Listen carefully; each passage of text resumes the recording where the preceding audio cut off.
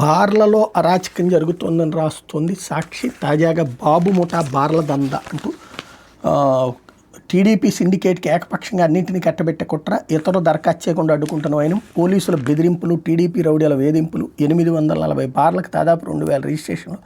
కానీ 7 రోజులు వచ్చింది కేవలం 32 దరఖాస్తులే. చివరి 2 రోజుల్లో సిండికేట్ సభ్యులే దాఖలు చేసేలా స్కెచ్, మరింత లాభాల మార్జిన్, రాయితీలు పొందేందుకు పన్నాగం, వారితో ఎన్నింటి పెట్టించి ప్రభుత్వమే మద్యం కొనుగోలు చేసిన వ్యూహం. ఇదే పెద్ద స్కామ్. 2014-19 మధ్య దోపిడీకి మించి ఇప్పుడు కొల్లగొట్టేలా కుతంత్రం. అప్పట్లో ప్రివిలేజ్ ఫీజు రద్దుతో ఖజానాకి 5,200 కోట్లు గండి, ఎంఆర్పీ కంటే 20% అధిక ధరతో మరో 20,000 కోట్లు. ఈ కుంభకోణాన్ని ఆధారాలతో సహా నిగ్గుదేల్చిన సిఐడి. ఆ కేసులో ఇప్పటికీ బెయిల్పై ఉన్న చంద్రబాబు అన్నటువంటి వార్తని హైలైట్ చేశారు. చంద్రబాబు ప్రభుత్వంలో టీడీపీ మద్యం సిండికేట్ దోపిడీలో మరో ఆరంకానికి తెరలేచింది. ప్రభుత్వం నోటిఫికేషన్ జారీ చేసిన 840 బార్లను ఏకపక్షంగా దక్కించుకునే సిండికేట్ రంగంలోకి దిగింది. ఇతరులు ఎవరు దరఖాస్తులు చేయకుండా అడ్డుకుంటోంది.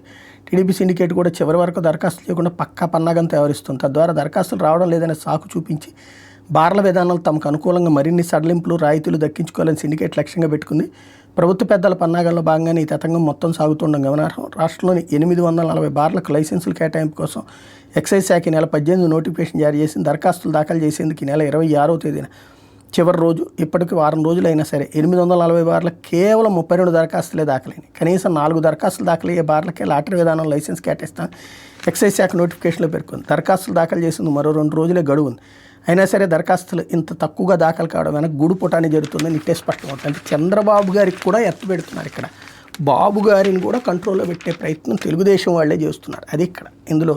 ఎందుకంటే బాబు గారు ఏంటంటే దీని ద్వారా ఫీజులు రూపంలో ఏదో 4 రూపాయలు సంపాదించుకోవాలనుకుంటున్నారు. ఇప్పుడు ఏంటంటే సిండికేటు ఇబ్బంది పెట్టి ఫైనల్గా తమకు కావాల్సింది చేసుకోవాలనుకుంటున్నారు అన్నటువంటిది అయితే అర్థమవుతుంది. ఓవరాల్గా సంథింగ్ ఇప్పుడు రాష్ట్రంలో సంపద సృష్టి అంటే ప్రభుత్వానికి కాకుండా కొంతమంది వ్యక్తులకి లభిస్తున్నట్టుంది.